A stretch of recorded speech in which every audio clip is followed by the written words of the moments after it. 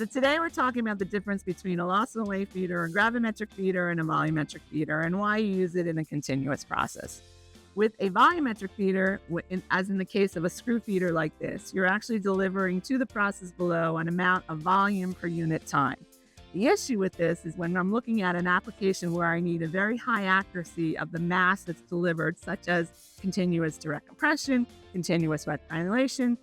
continuous dry coating or dry granulation, or hot melt extrusion or extrusion granulation. All of those require a consistent mass flow to the process below. With the case of a volumetric feeder, you're just changing the speed of the feeder so that the screw speed is delivering the same volume per unit time.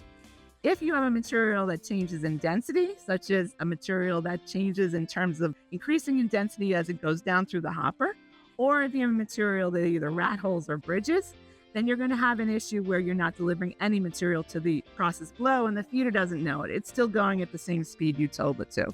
With the case of a gravimetric or a loss and weight feeder, the feeder actually is mounted either on a load cell or weigh scale like this, or suspended from load cells from a platform. And what we're doing is we're measuring the amount of loss of weight as the feeder is losing weight and it's traveling through the screws and keeping the mass flow constant.